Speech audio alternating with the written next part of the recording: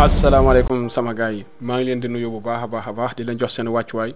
maa ngi leen di présenter deuxième partie lii nga xamante ni mooy BBL bii nga xamante ni defoon nañ ko fii keroog Adji Mass génn na ba am keroog problème ak kii nga xamante ni mooy Diaw Ketchup ginnaaw bu mu ko waxee ndam demul ndam dikkul te ñun defoon nañ si vidéo am na ay vidéo yoo xamante ne Adji Mass génn na si saaga képp koo xamante ne nii jotoon na ko si wax loo xamante ni mooy dégg. yéen amoo leen lëppal ndayam yéen ñi may dénigré nag laay waxal encore je pèse très bien mes mots. lii nga xamante ne nag ñun jubluwaay bi mooy nekkul saboté ko wala nekkul tuutil ko mais dañ koy alerter te alerter ñii nga xamante ne nii ñoom ñoo koy suivre ba dugg si guuta goo xamante ne nii xamuñu ko. tey nag dañoo préféré si biir vidéo bi indil leen ay expert dinañ leen indil koo xamante ne ni docteur la dinañ ko déglu si biir vidéo bi ndax lépp lu ñu fiy wax mooy alerter pour bañ a sénégalais yi dugg si guuta goo xamante ne nii xamuñu ko. ba tax na nag incha allah lu ëpp si vidéo bi dañuy taxaw di déglu ñii nga xamante ne wax nañ si ba si fin vidéo bi incha allah ñu indil leen nag li nga xamante ne mooy sunu réaction si fin vidéo bi incha allah mais léegi Adji Mass wax na ko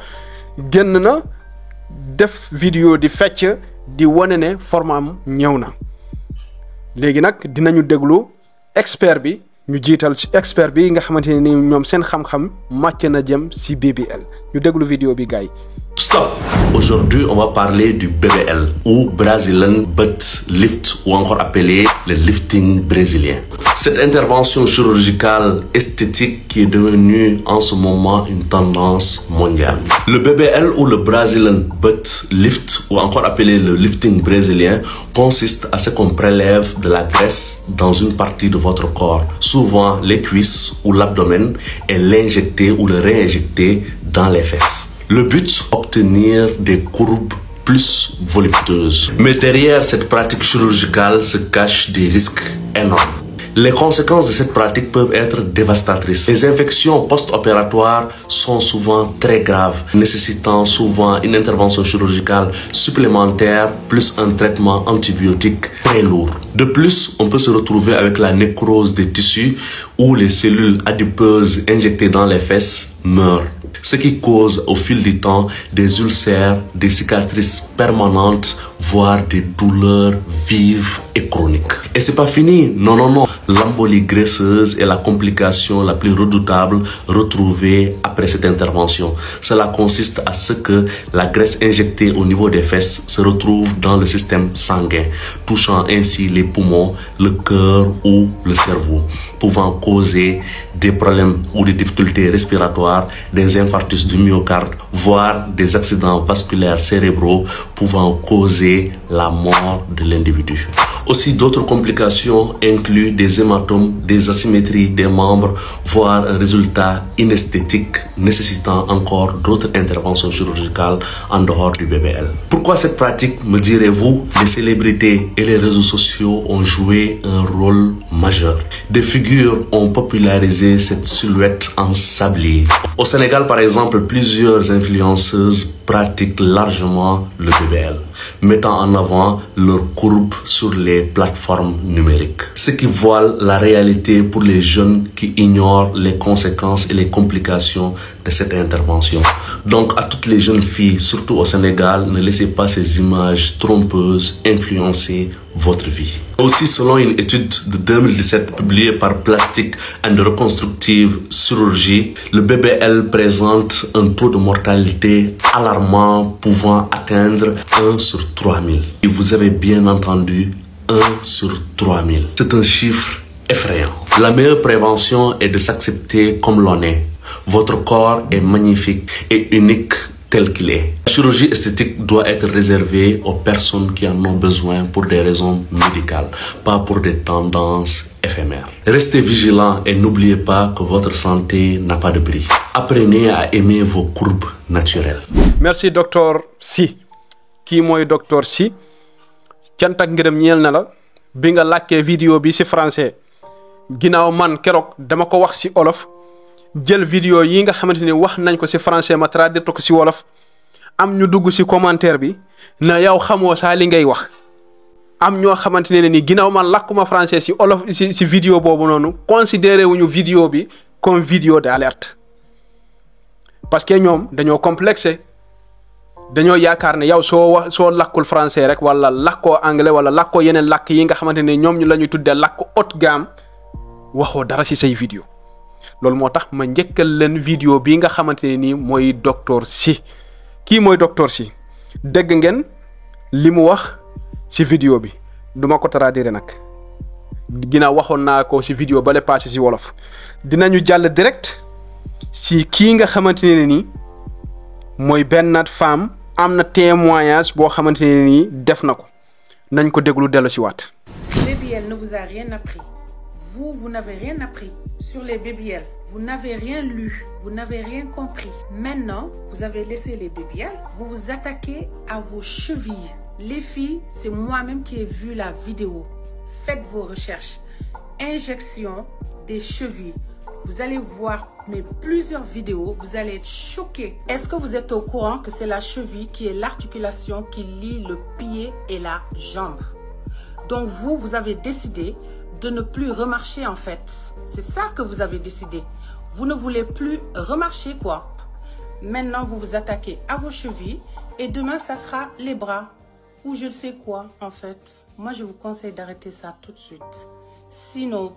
vous allez être paralysé en fait. Est-ce que vous comprenez ce que je viens de vous dire? Arrêtez ça tout de suite. Paralysie ou même pire. Dieu vous a créé comme ça. Soyez fiers de comment vous êtes. C'est tout. S'il vous plaît, arrêtez ça. Bref, je vais vous donner un conseil. Pour toutes les personnes qui veulent augmenter la taille de leurs chevilles, allez faire des exercices. Vous allez avoir des résultats topissimes et naturels. C'est quoi ça? Angie, c'est quoi? On va faire quoi au mollet? On va augmenter, mettre des graisses. Augmenter les mollets, mettre de la graisse. Oui. D'accord. C'est petit mollet, compliqué. waaw dégg ngeen vidéo bi sama gars yi soxna yi ñu ngi jëlaat leneen nañu mel ni fii bii ngeen di gis nii si li nga xamante ni mooy écran bi sew ruuc mel ni puso si suuf mais na nga am taat rek ñoom lii leen concerné mooy taat Adji Mass dégg nañu saaga yi nga xamante ne ni saaga nga ñu ko déggu leen vidéo bi. yéen amoo leen lëfal ndayam yéen ñi may dénigrer nag laay waxal encore je pèse très bien mes mots parce que am na ñoo xam ne dañ ma bëgg duñ ma yàqate ah toog ma gën leen ci aadama ak awa gën leen juddu gën leen jiwu gën leen jikko gën leen taar ngeen toog nee nga man ngeen di dénigrer man mi ngeen dénigrer lu ma saf man jigéenoo jigéen maa dàq jigéenoo jigéen maa mën jigéenoo jigéen maa gën a set jigéenoo jigéen maa gën a civilisé jigéenoo jigéen bi ma defaroo nii ku ma gis da nga yuux kon nag xam nga laa leen xaar ba ma wàcc ak jàmm salaam ci aéroport bi waaw kay boobaa mu neex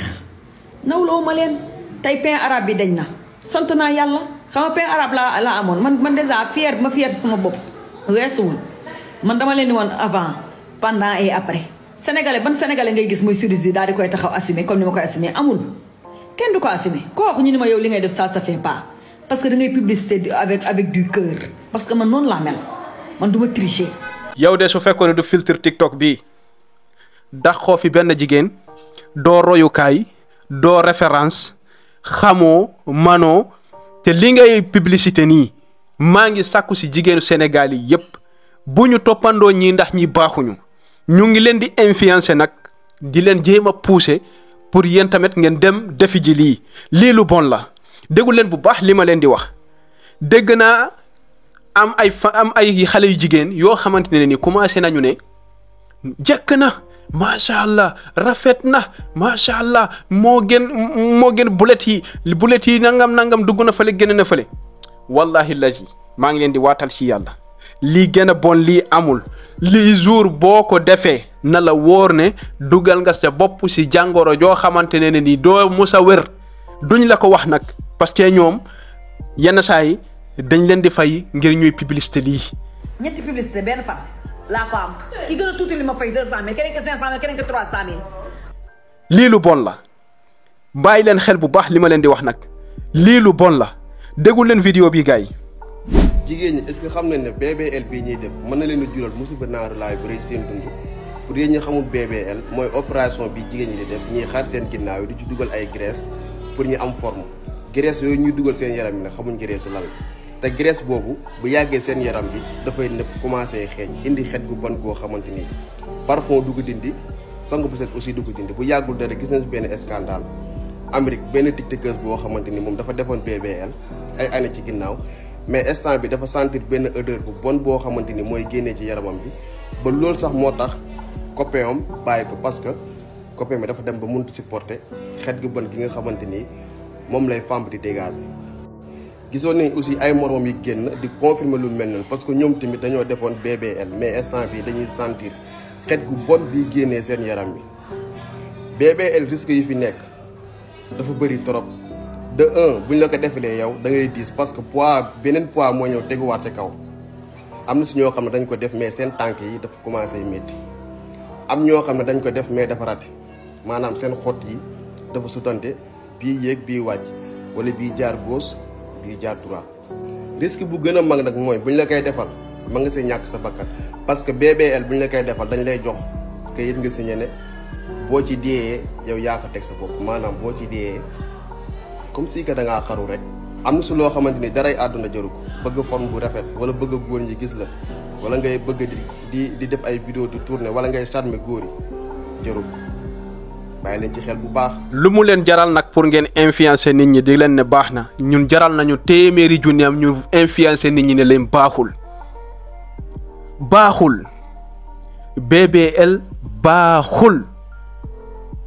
cey sama mbokk jigéen yi moytu leen lii ndax ñii ngeen di gis nii ñuy def lii xaar leen ëllëg ngeen dem rek nuyu leen toog ak ñoom bokk ak ñoom benn table konte ke sax xam naa ne duñu ko nangu wallahi lii baaxul ku leen ne lii baax na day fen lii baaxul santul yàlla bul leen toppandoo ñii duñu référence duñu royukaay bul leen roy si ñoom ndax lépp lu ñuy influencer nit ñi fu mu nekk nii luy jëm si ji réyal yaram wala lu lay may ginnaaw wala luy réyal sa ween baaxul ni la yàlla bindee amul lu ko dàq ku la bëgg la si ku la bañ la si man de lii mooy sama message si yéen déggul leen vidéo bi gars yi. ñi doon def BBL américaine yu bëri defoon BBL yaa 4 ans 5 ans ñëpp nga commencé di témoigner di wax ne am na fa benn américaine bu def benn poste carrément que moom dafay France daal parce que moom def na BBL yaa 3 ans 4 ans mais neen léegi dafa commencé sentir benn odeur boo xam ne yaram bi dafa commencé di xeeñ ne ne début bi dafa yaakaaroon ne infection rek la amoon mu dem defi xool kii bi ne ko noonu du infection dafa mel ni graisse bi ñu la infecté bi ñu la kii moo commencé nëb ci sa biir yaram bi dites-vous que ne da doon xeeñ ba moom bu duggee ci biir douche buy dem douche publique nii day ruus buy dem day yóbbaale kii désodorisant bu fort boo xam ne comme ça après da koy désodoriser nee na après commencé dem nag mujj copain bi wala jëkkër di ko wax ne ko yaa ngi commencé xeeñ kan xamul fooy xeeñee après nag moo woo benn copinam bu def mooy BBL il y a 3 ans 4 ans après mu laaj ko mu ne ko man de je sais bizarre parce que ça fait quelque temps moom def sama BBL ba léegi mais dama commencé xeeñ copine bi ne ko man c'est la même chose léegi moom mu posté ko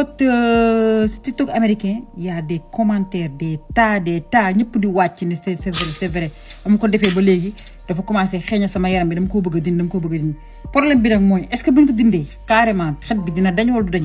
loolu nag ça reste mooy benn énigme médecin yi war a résoudre mais en tout cas yéen ñi nga xam ne da ngeen prévoir def BBL Sénégal du Amérique boo fa xeeña sax am nañu maandu mais Sénégal maanduwul noonu mel dinañ la ko wax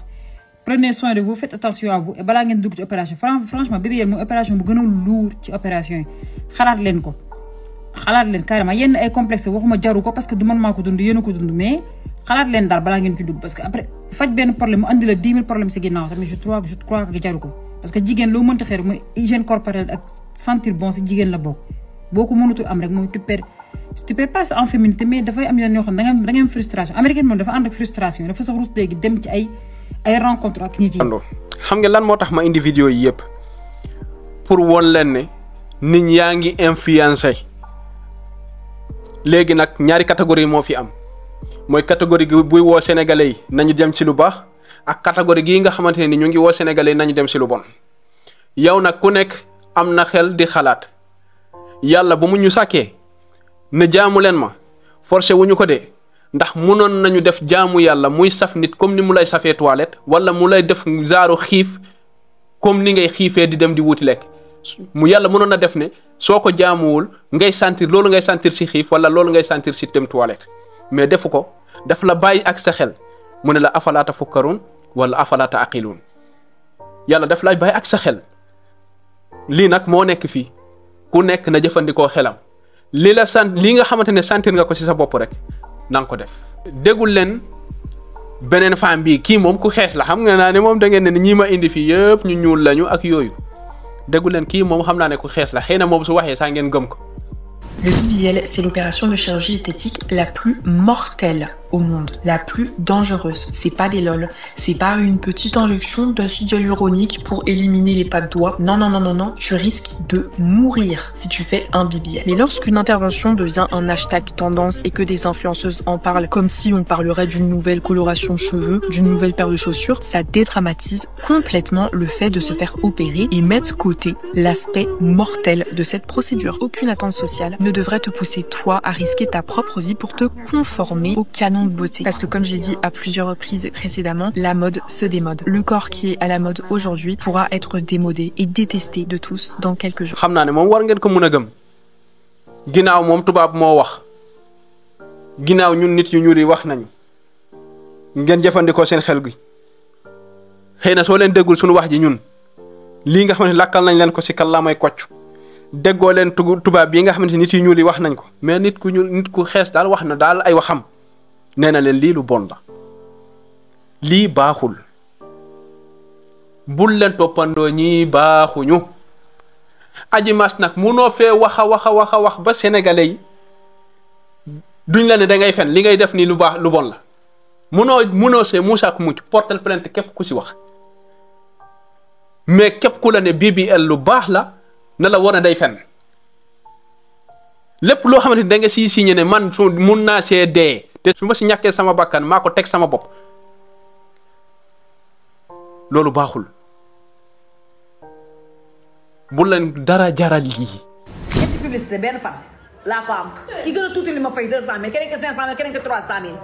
may liggéey ay millions ñoom ñu toog seen ginnaaw écran yi sol benn baa sol benn t-shirt bu nu xëyee taxawaalu dem ñu defal leen ubbi juróom jugal yëngal 100 xale jigéen yi